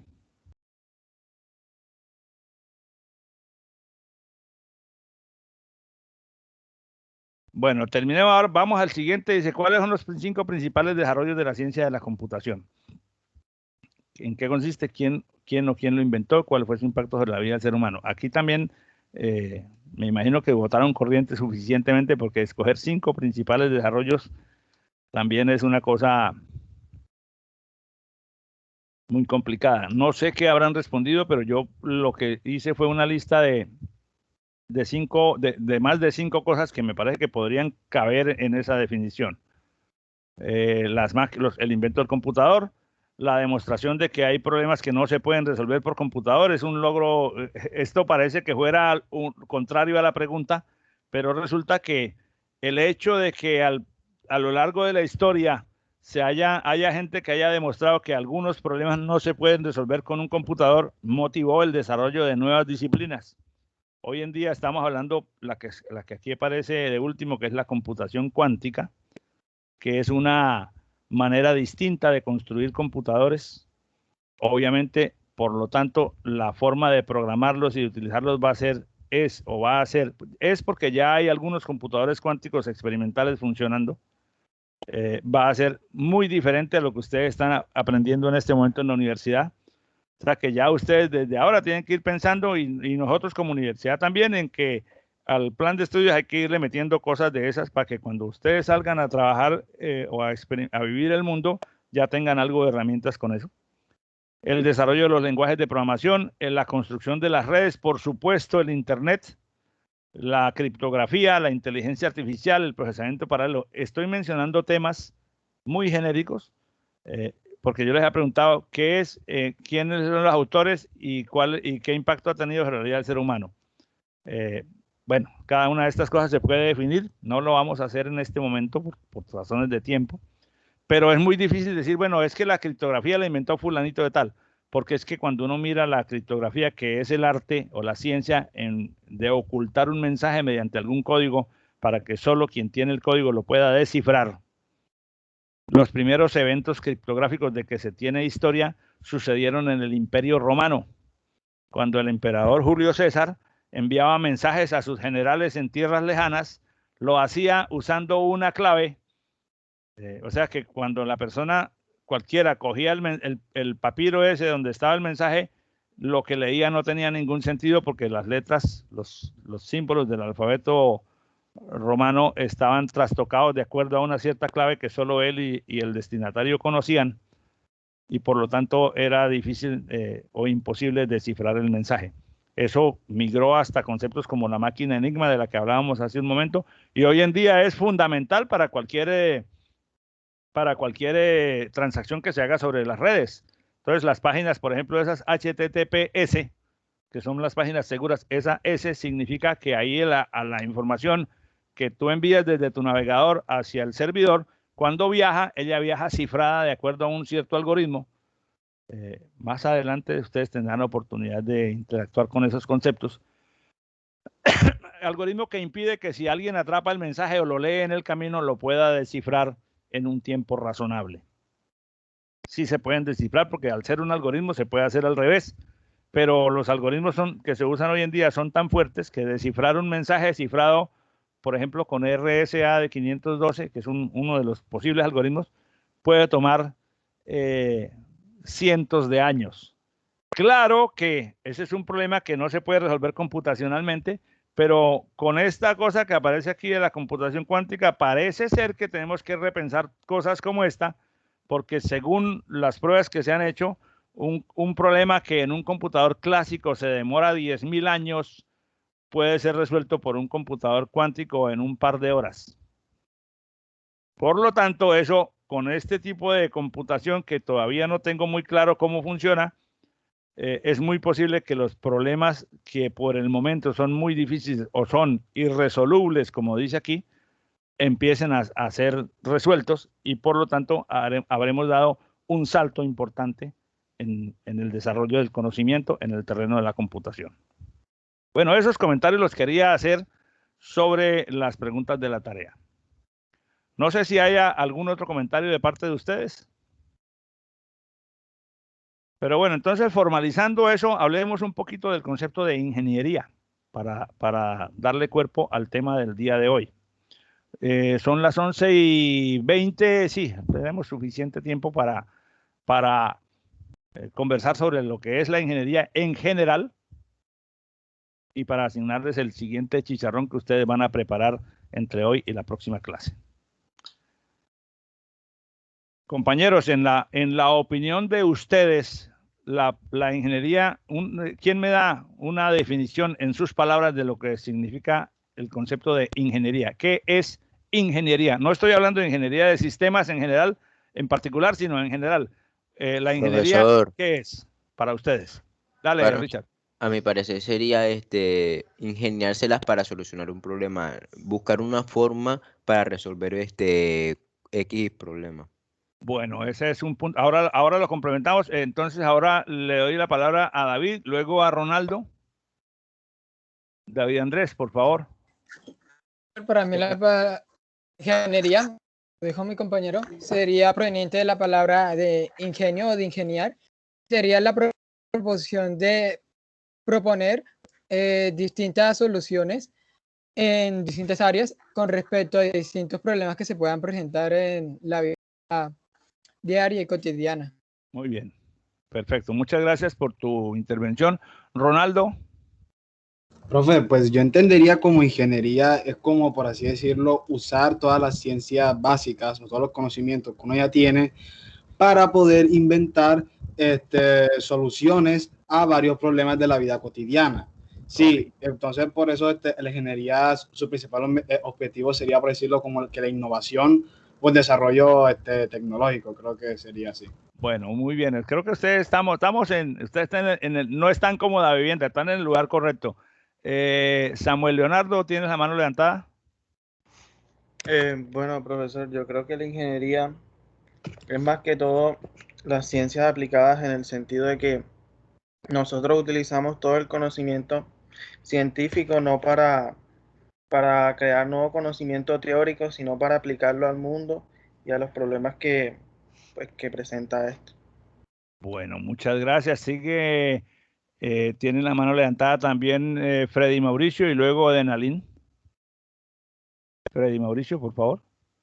Bueno, profe, yo creo que la ingeniería es como el conjunto de todos los conocimientos que nosotros adquirimos, como las ciencias básicas, y todo ese conocimiento nos ayuda a nosotros a encontrar una aplicación en la vida cotidiana. Puede ser una aplicación tecnológica y nos ayuda a resolver problemas actuales. Perfecto, muchas gracias por tu intervención. Denalín Saray, ¿estoy pronunciando bien tu nombre? Sí, Denalín. Denalín, ok, es que a veces el acento me falla, ok, adelante No Denalín. se preocupe. Para mí la ingeniería, nosotros aplicamos los conocimientos que adquirimos para poder llevarlo a la práctica y poder solucionar todos los problemas que se encuentran en la sociedad de acuerdo a lo que tenga que ver con industria, tecnología y todo eso.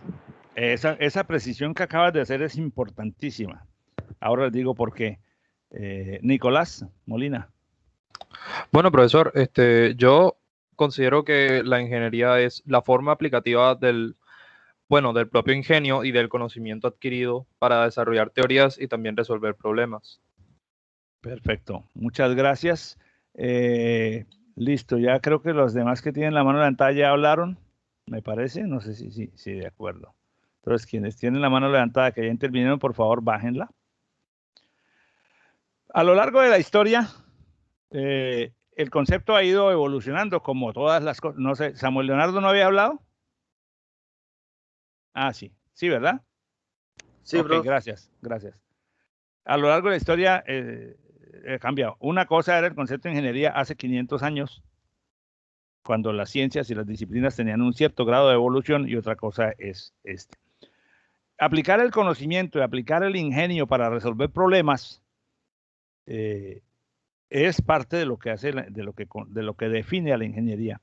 Pero así dicho, solamente esas dos frases, eso también podría definir, aplicar el conocimiento, el ingenio para resolver problemas, eso también podría definir a otras profesiones que tienen un conocimiento en las que se presentan problemas y en las que el profesional tiene que usar ese conocimiento y sus habilidades para resolver los problemas de la mejor forma posible. Pero entonces en la ingeniería, como decía Denalín hace un rato, hay unos ingredientes específicos. Veamos, la historia de la humanidad. Desde que se tiene historia, es decir, desde que se empezó a registrar en alguna forma, ha ido siempre de la mano de la ingeniería.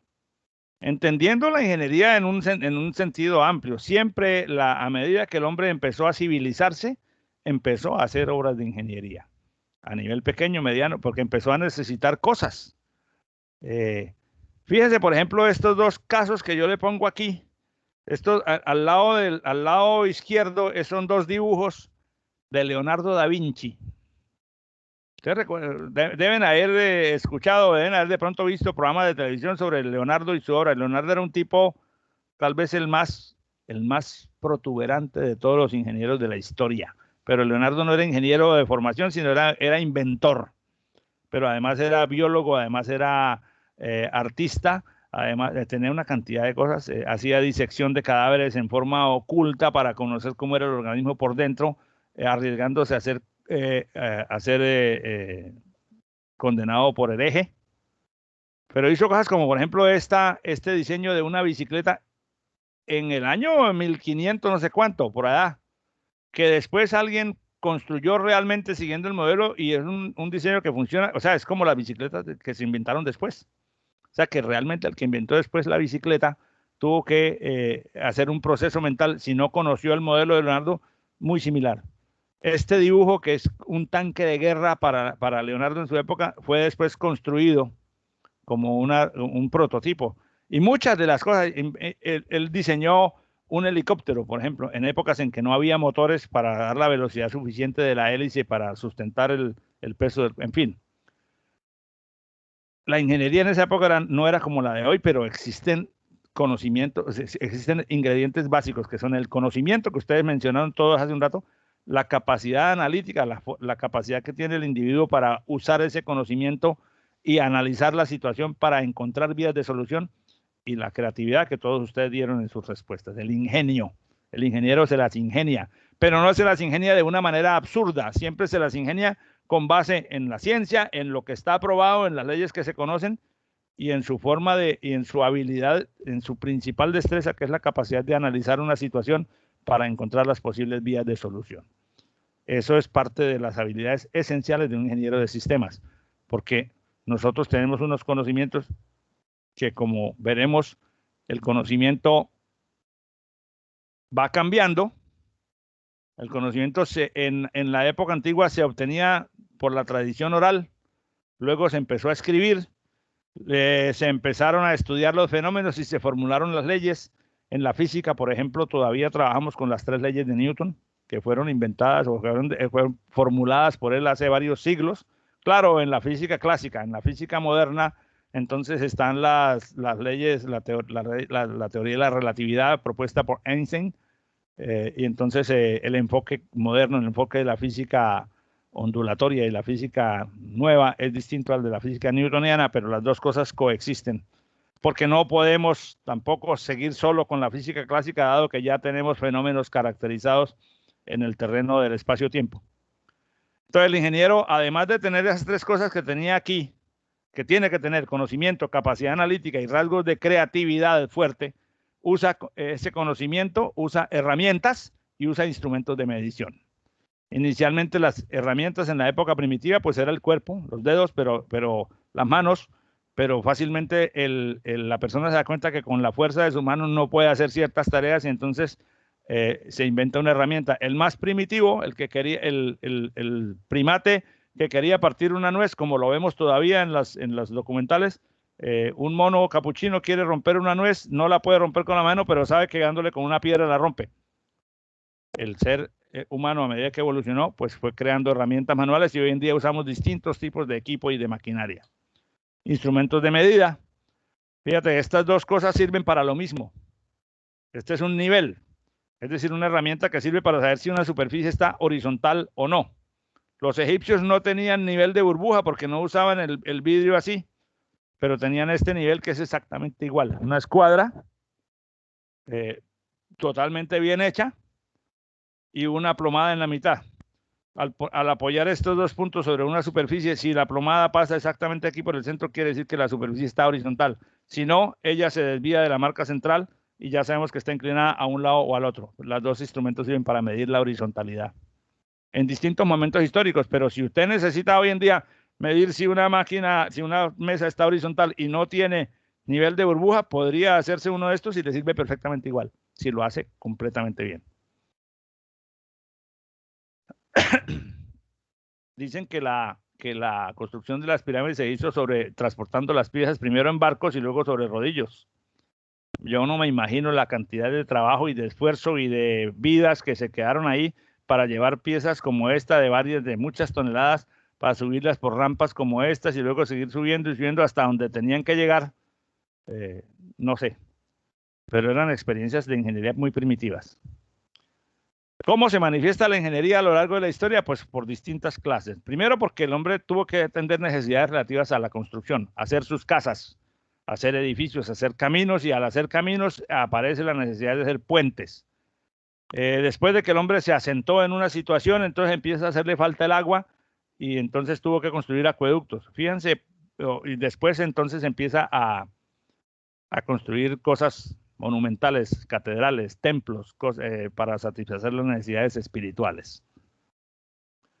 Esta imagen es un acueducto. Este conjunto de arcos es un acueducto romano que existe aún. Bueno, existen muchos, pero este en particular tiene la característica de que está en la ciudad de Segovia, en España, y aún 20 y pico de siglos después de su construcción funciona perfectamente.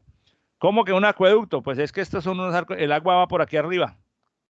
El agua corre por un canal, o sea, esa superficie no es horizontal, tiene una cierta inclinación. Desde donde está el agua hasta la ciudad se construye un ducto para transportar el agua hasta llevarla a un tanque que le sirve a la ciudad. Y donde haya valles o situaciones entre montañas, como es este sitio, pues los romanos hacían los arcos para que por la parte superior el agua rodara. La gracia es que desde el punto donde se capta el agua hasta el punto donde se almacena, tiene que haber un desnivel. y ese desnivel tiene que ser calculado matemáticamente sin falla.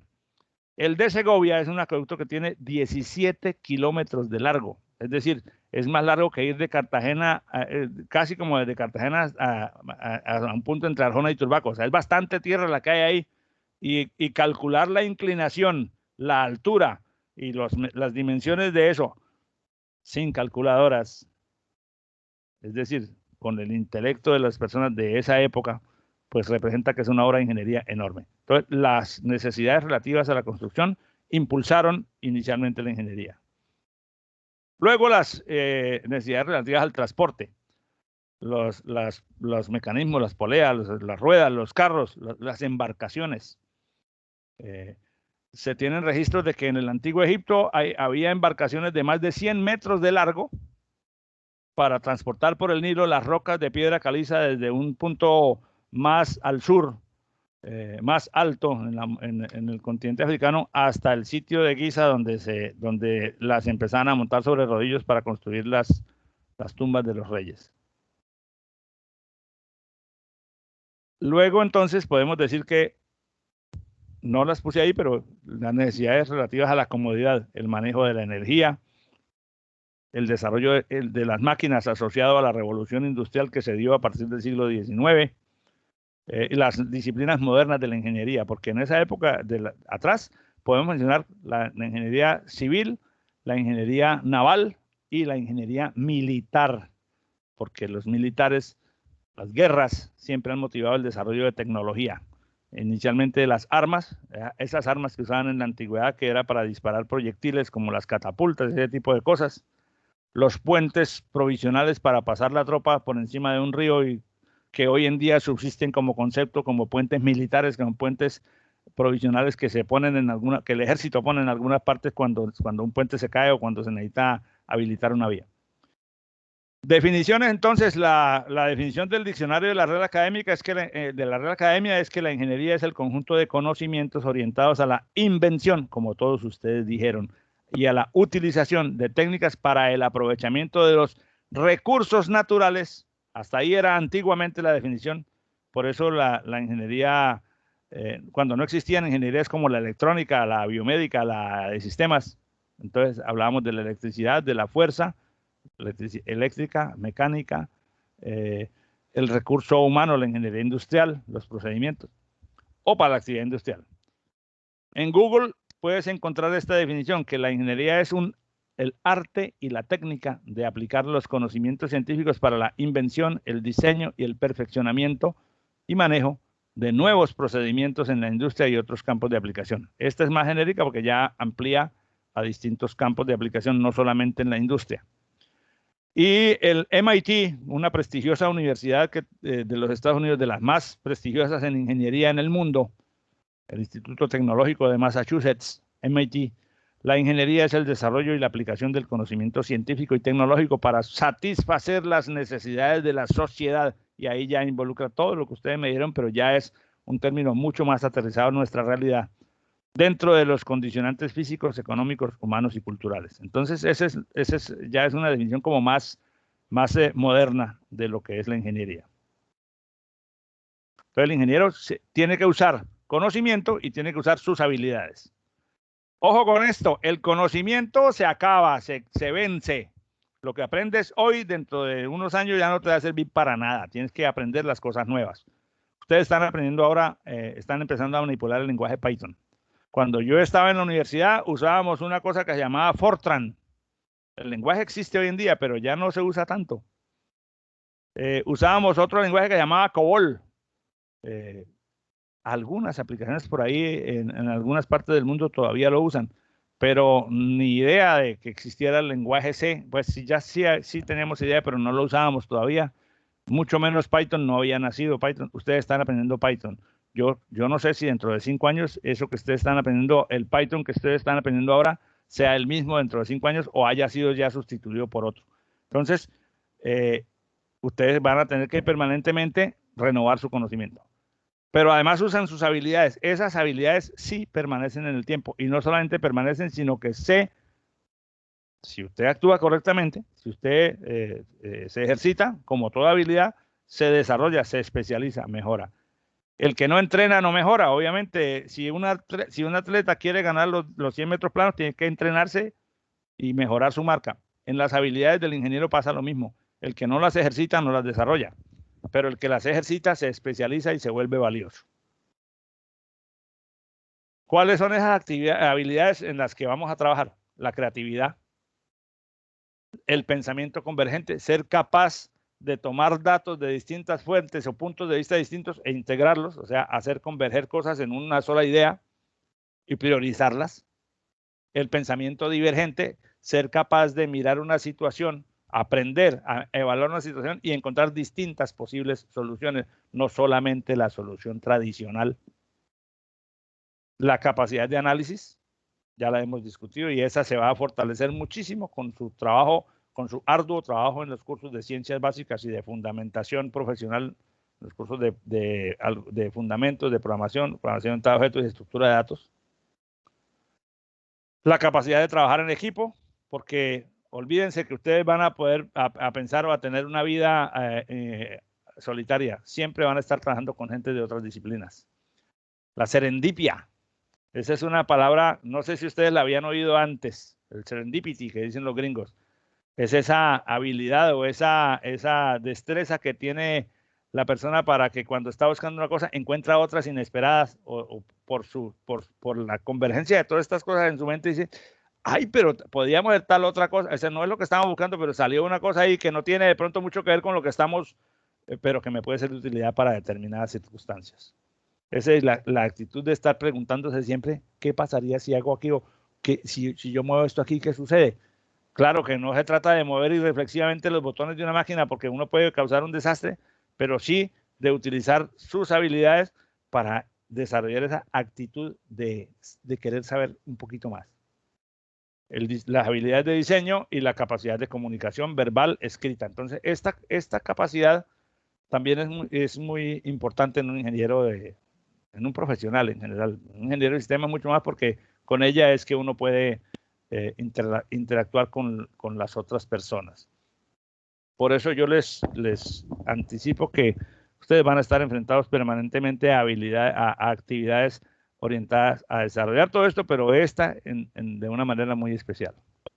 Y el dominio de un idioma universal, o sea que ustedes sí o sí, les guste o no les guste, si quieren ser ingenieros, les va a gustar si quieren ser ingenieros, van a tener que desarrollar, si no las tienen ya, competencias fuertes en el idioma inglés. En cualquier idioma, pero en general el inglés es el idioma que lo podemos mencionar como el idioma técnico universal. Aquí vienen a la refinería personas de otros países a trabajar con los ingenieros de aquí, árabes, musulmanes, japoneses, y todo el mundo habla en inglés. El japonés no viene a Colombia a hablar en español, habla en inglés y los de aquí tienen que saber inglés para poderse entender con él. Y a nivel digamos, del ámbito de trabajo en ingeniería, eso siempre es así. Entonces, estas características que nuestros estudiantes tienen que tener en el momento de graduarse hacen parte de nuestro proceso de acreditación internacional. Entonces, estamos trabajando sobre el pensum para que ustedes sean capaces de identificar y resolver problemas complejos, sean capaces de tengan una habilidad fuerte en diseño de ingeniería y sepan comunicarse de manera muy efectiva con cualquier tipo de audiencias. Comunicación verbal, escrita, lenguaje corporal. Cuarto, habilidad para reconocer responsabilidad, saber el código de ética de la profesión y aplicarlo sin espacios de ambigüedad. Capacidad de trabajar funcionalmente de manera eficaz en equipos. Capacidad para experimentar, analizar, interpretar datos y juzgar y sacar conclusiones. Y la última es la capacidad de adquirir y aplicar nuevos conocimientos en forma permanente. Esas 7 cosas que llamamos los Student Outcomes, o sea, las características de salida del estudiante de Ingeniería de Sistemas en el momento en que se gradúa, son 7 requisitos que la Agencia de Acreditación Internacional ABET nos va a evaluar en su momento, tal vez dentro de un año y medio, y para las que nos estamos preparando. A lo largo de los cursos de sus materias, en algunos cursos les van a aplicar algunas actividades de evaluación para ir midiendo a lo largo de la carrera qué tanto estas 7 características están bien desarrolladas en cada uno de ustedes y poder nosotros hacer los ajustes en el pensum para que se propicie mejor la formación de esas 7 habilidades. Eso es lo que corresponde, digamos, en general a la definición al tema de hoy, que era hablar un poco sobre la ingeniería en forma general. Entonces, ahora, permítanme, me ubico en otro documento.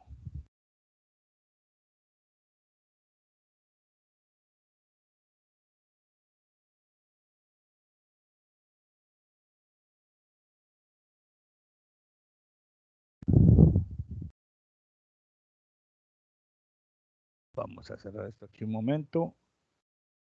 Bueno, entonces ahora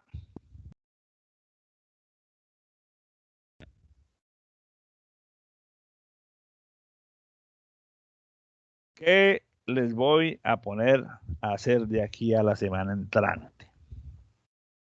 Bueno, les voy a poner un chicharrón. Esta es una actividad. Permítanme nuevamente, comparto la pantalla. Una actividad que se titula ejercitar las habilidades básicas de un ingeniero. Obviamente, al nivel en que ustedes las tienen en este momento, que es el nivel de entrada. Por lo tanto, pues obviamente las respuestas que les voy a pedir, y por favor les ruego que me atiendan muy bien a esta descripción, aunque pues está todo escrito en el documento, pero la calidad, la profundidad de las respuestas que yo espero no son las de un ingeniero profesional, sino las de un ingeniero, las de un estudiante de primer semestre de ingeniería. Pero no por ello se trata de que hagamos las cosas menos rigurosas. Al contrario, desde el principio tenemos que, como les he dicho varias veces, comportarnos y trabajar como los ingenieros que vamos a ser. O sea, yo siempre les voy a estar exigiendo, y creo que les he respondido a varios de ustedes en ese sentido, cuando me preguntan que si hay que hacer esto o aquello. Yo digo, ingeniero, usted es el que tiene que presentar su trabajo. Les recuerdo que lo que está en juego es su prestigio como ingeniero y su imagen como profesional. Entonces, por favor, haga el mejor esfuerzo posible. Les he dado recomendaciones, pero siempre les he contestado en esos términos, porque ustedes son ingenieros en formación. No son muchachos de bachillerato, eso ya pasó. Ustedes son ingenieros en proceso de formación, y entonces desde el primer día en que adquirieron esa calidad, para mí los considero futuros colegas, y por lo tanto mi preocupación es que todo lo que se haga en este curso, ustedes fortalezcan esas habilidades. Entonces, ¿cuál es el propósito de esto? Enfrentarlos a ustedes al análisis de una situación, de un problema en particular, para aplicar principios y habilidades elementales de manera que ustedes propongan soluciones a las preguntas que les voy a hacer. Se trata de un problema gruesito, un problema de cierta estatura,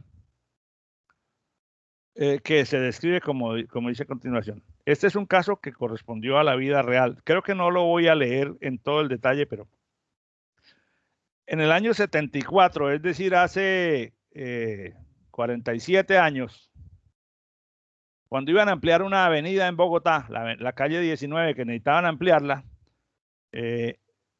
pues tuvieron que comprar las casas donde estaba el espacio que se requería para hacer la doble calzada. Pero hubo un edificio que era del gobierno, del Instituto de Desarrollo Urbano, como dice aquí, que está exactamente metido sobre el terreno donde tenía que pasar la avenida. O sea, si no fuera así, entonces la avenida tenía que llegar a donde está el edificio, darle la vueltica y seguir. Entonces había que quitarle el edificio de ahí, un edificio de 6 pisos, creo que era. Pero ese edificio, como era del Instituto de Desarrollo Urbano, no habían concertado el negocio. Entonces, los constructores avanzaron la avenida por un lado, avanzaron la avenida por el otro lado, y llegaron al sitio en que no podían conectar los dos lados porque el edificio estaba en la mitad y no se había hecho ninguna compra ni nada de eso.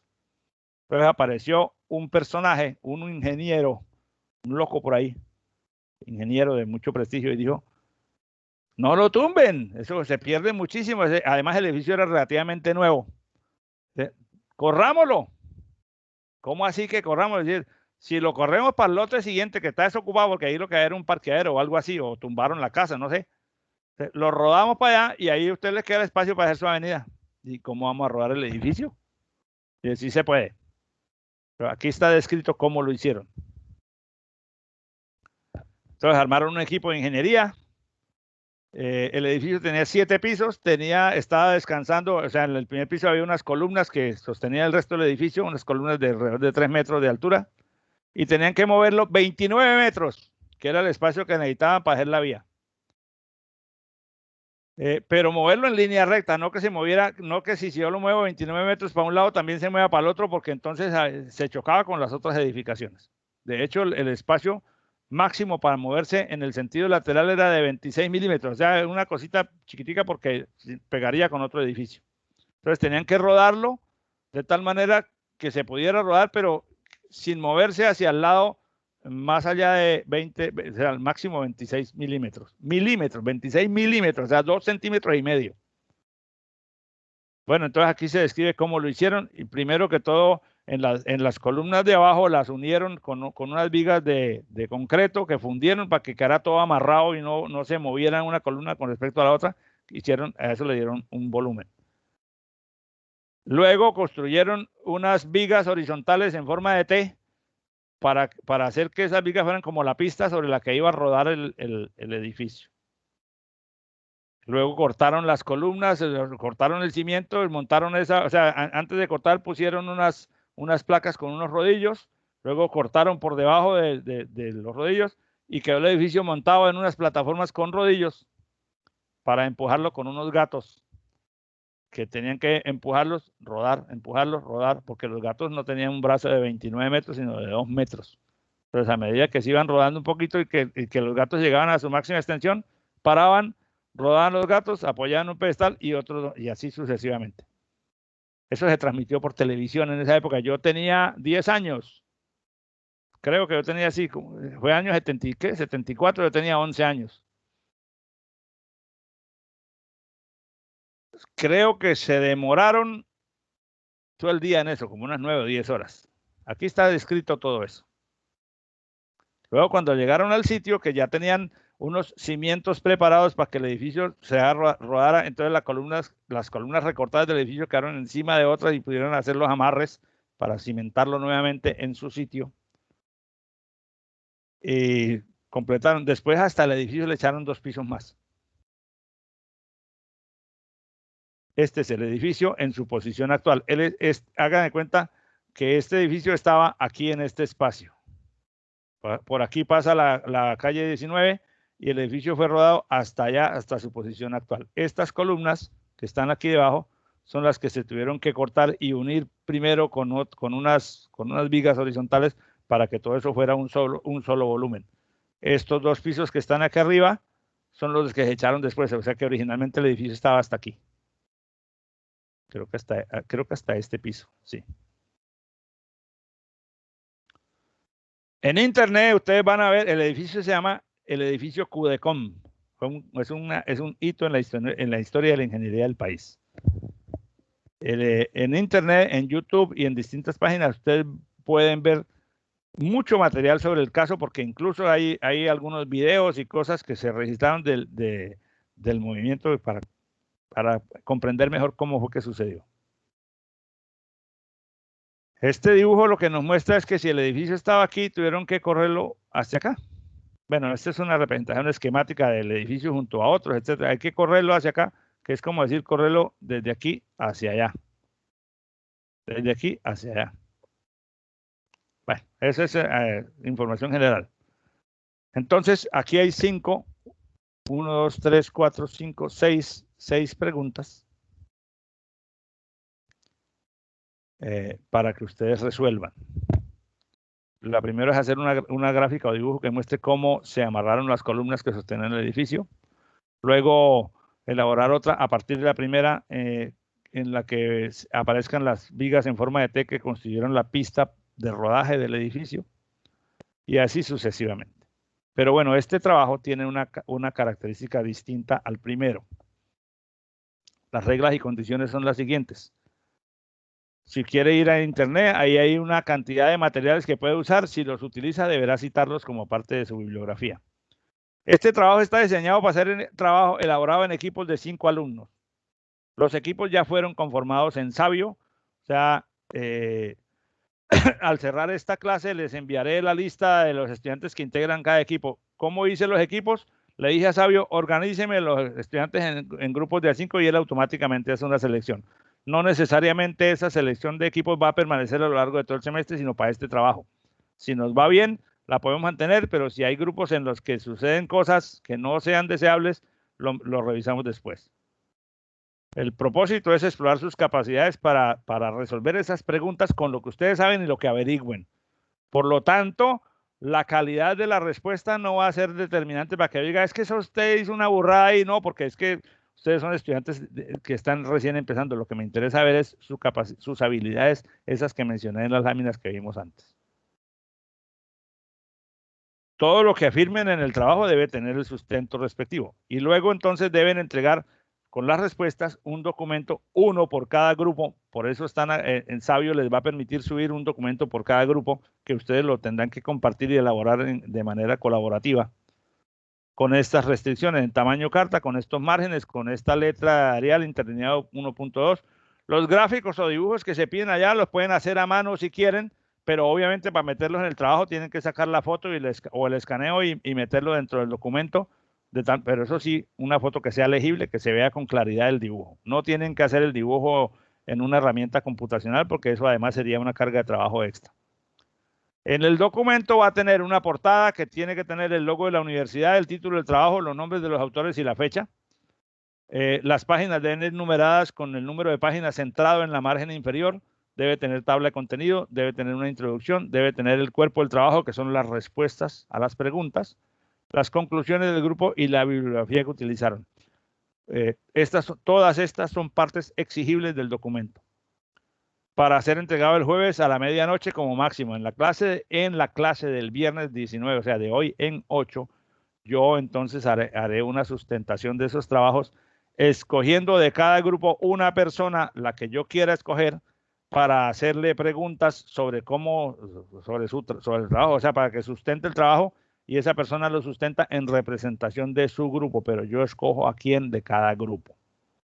Se espera que cada grupo acuerde los horarios en que van a reunir virtualmente. Ese es un problema de ustedes a través de cualquier plataforma. Pero en Teams, en esta herramienta, yo he preparado un equipo de trabajo que llamé clase seminario de ingeniería de sistemas y computación, en el que están todos ustedes incluidos. Y dentro de ese equipo hay unos canales que son espacios de reunión para que cada grupo utilice discrecionalmente y se puedan reunir. En esos espacios de reunión solamente pueden entrar los integrantes de cada uno de los grupos. Es decir, si usted está en el grupo A, no puede meterse a las reuniones del grupo B o el grupo C, y ninguno de los que no sea miembro de su grupo se puede meter a su reunión. Pero no es obligación usar esos canales. Si ustedes se quieren reunir por WhatsApp, es problema de ustedes, si les parece más eficiente, o si tienen, o si usan Google Meet o Discord o cualquier otra cosa de esas que se usan para comunicarse. Entonces, ¿cómo calificamos? Vamos a calificar el contenido, es decir, sus respuestas, como la mitad de la calificación. La redacción y ortografía le vamos a dar un peso del 20%. La calidad de lo que responda la persona que yo interrogue en el momento de la sustentación dentro de 8 días será un 20%, y eso, lo que ella haga, afectará las calificaciones de los 5 integrantes del grupo, y la presentación estética del documento un 10%. Aquí está el 100%, y esa es, digamos, los elementos de la tarea. Este archivo está subido ya en Sabio, en la sección de la tarea. Permítanmelo, creo que todavía no debe estar visible. Vamos a mirar si ya lo está.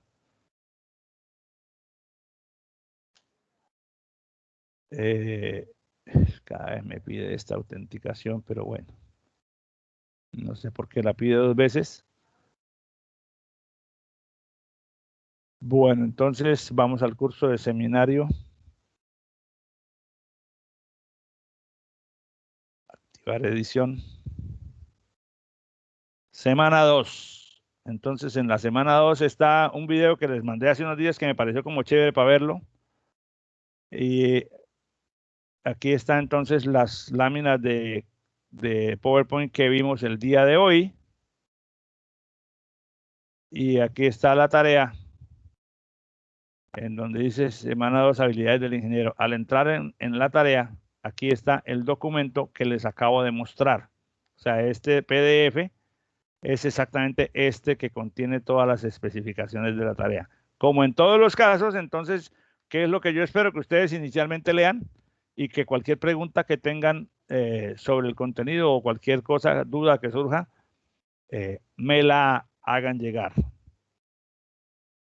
Cerrando esta clase, entonces voy a colgar aquí, que creo, por alguna razón no lo colgué anoche, pero lo hago ahorita, un archivo con el listado, aunque ustedes los van a ver en Sabio, porque en Sabio aparecen los grupos ya realizados. Y aquí tengo, mire, por ejemplo, el grupo A, quienes están, el grupo B y el grupo C, y así sucesivamente todos los grupos. Yo les voy a poner un documentico ahí donde eso está resumido en conjunto, todos los grupos, para que lo puedan ver rápidamente. Bueno, entonces se terminó el tiempo del día de hoy, ya nos pasamos un poquito. Les agradezco muchísimo todas las intervenciones, me he sentido muy complacido porque ustedes han estado muy participativos el día de hoy. Eso habla muy bien de ustedes. Espero que tengan un feliz fin de semana, ya que ya estamos prácticamente empezando. Y nos vemos nuevamente la próxima clase. Y para quien tenga cualquier pregunta, duda o comentario, pues en el momento en que me la manifieste, conversamos. Mis agradecimientos por el día de hoy, entonces que tengan un feliz resto de día. Muchas gracias. Gracias, profe. Igualmente. Hasta luego. Váyanse a almorzar. Vamos a eso. Eso.